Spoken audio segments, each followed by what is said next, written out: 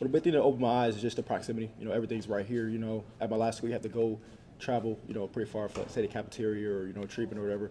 But here it's just, the resources. Everything's very close. Speaking of your last school, you know who they play on Saturday? They play Eastern Kentucky. Who you rooting for? My old school, of course. What, you talk about the adjustments to like the resources here. What's it like, just the level of play? The level of play, definitely surprised me when I first got here. Spring ball, everyone's bigger, everyone's faster, stronger. So everyone's more athletic, more technical. So you can't just get by on just pure athleticism. You have to actually know what you're doing, know your technique, be a technician, So that was a big adjustment I had to make, and I feel like I made it pretty well. Do you think the size or maybe the speed, which one's, I guess, harder to sort of make corrections to your game to be able to catch up? Well, a bigger adjustment is speed. I don't think I was very much off at all. Size as well, like size is just size, But speed was a bigger adjustment, and I made that pretty well. I think Coach Bateman said earlier that you were a guy that probably should have never been playing at Western Carolina. Sometimes people fall through the cracks and things like that. What does that kind of mean to you? And did you always think that you'd be able to play at this SEC level? Absolutely, yeah. It just took some time. Things happen, and I'm grateful for the process that I went through. My first 2 years, and I'm back where I'm supposed to be from the beginning. Why do you think you did get overlooked out of high school? Can you repeat that? Why do you think you did get overlooked out of high school? Just the amount of plays that I made. Don't think it was enough. Opportunities came and I didn't really make them. Capitalize on them. So I say that.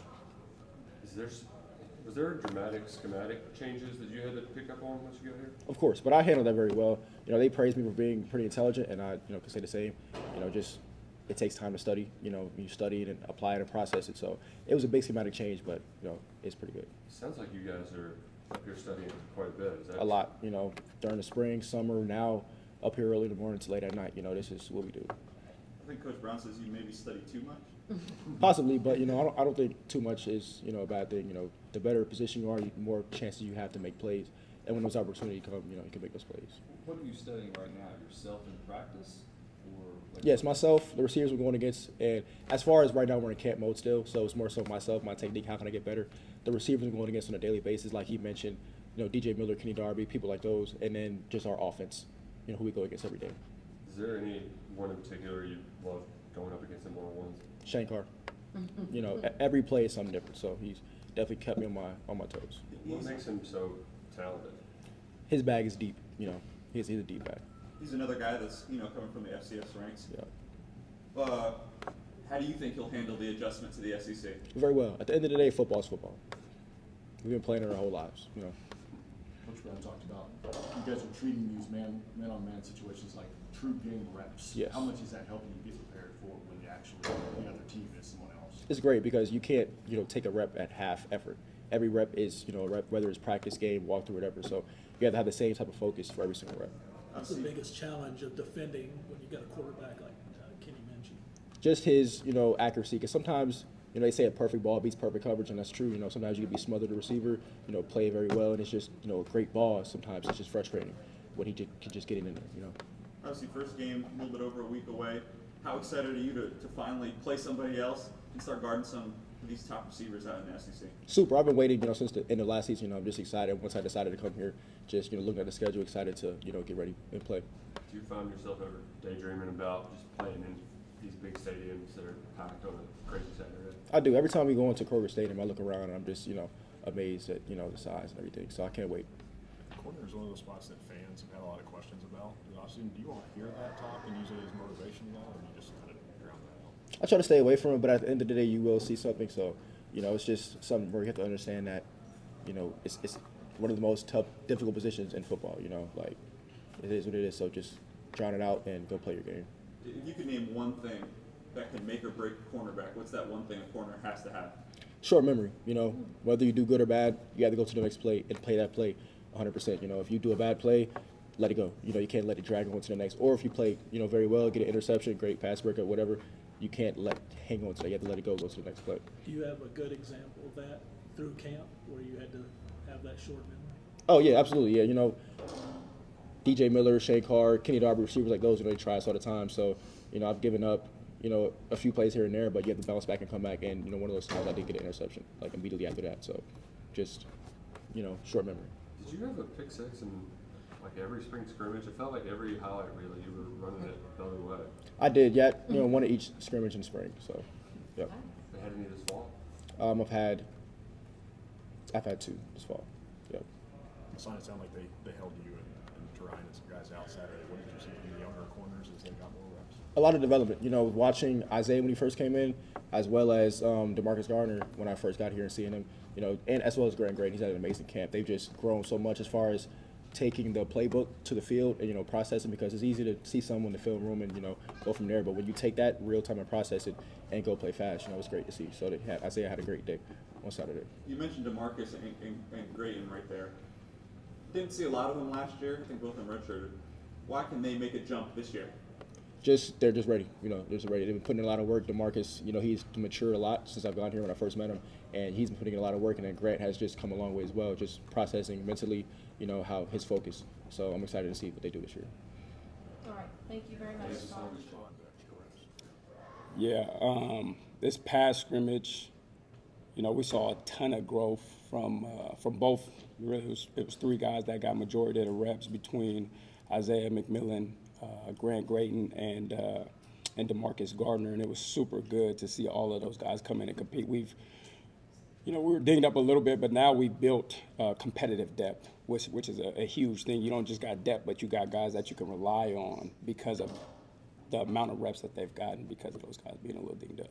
How important is it to have that when your position kind of runs through a lot of guys? Yeah, it is huge.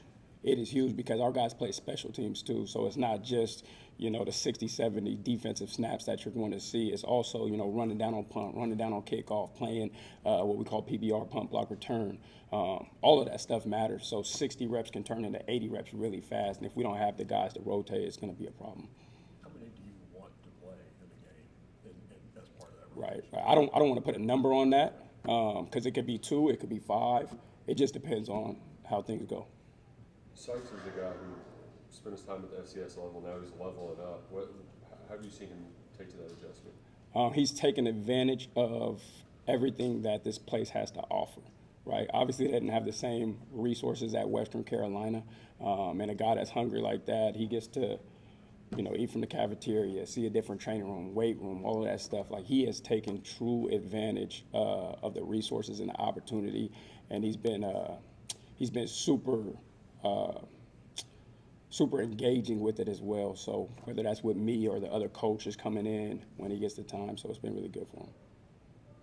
Has there been, a lot of these guys in your room have played some, maybe not a ton. Right. So what do they have to sort of learn from in this preseason to be ready for September 5th? Yeah, we're treating every day like they're true game reps. Going against the DJ Millers, the Kenny Darby's, guys like that. Like, you see those guys every day. Those are the guys that we're going to see on Saturday. So if you can take our one-on-ones that we do and we can critique those, like, this is going to be you in live action, our team reps 7-on-7, like, we're utilizing that as if they're game reps.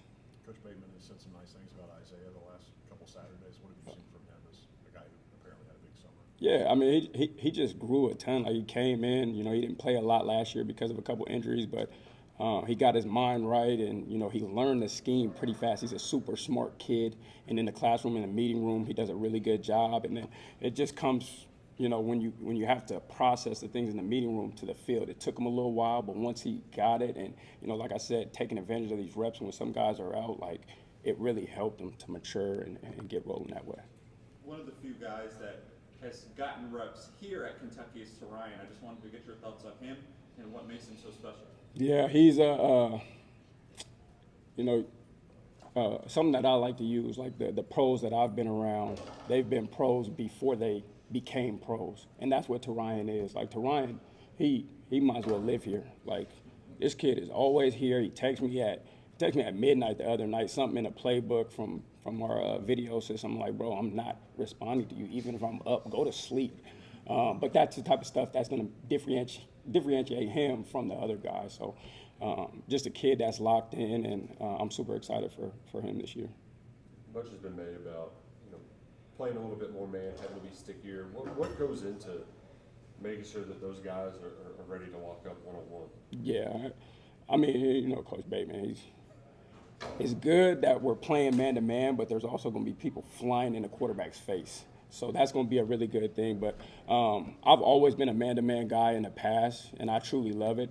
But I think we have the mixture of playing with some vision and blitzing guys and playing man like you said. And I think that's going to all come together and make it really clean for our guys. Ron said you like to get up and down the field during practice. You ever, I don't know, maybe tweak the hammy or rolled your ankle while you were, running up and down the field? I usually stretch pretty thoroughly before we get out there because I do not feel anywhere close to what I did when I played. So I haven't done that yet, knock on wood. Like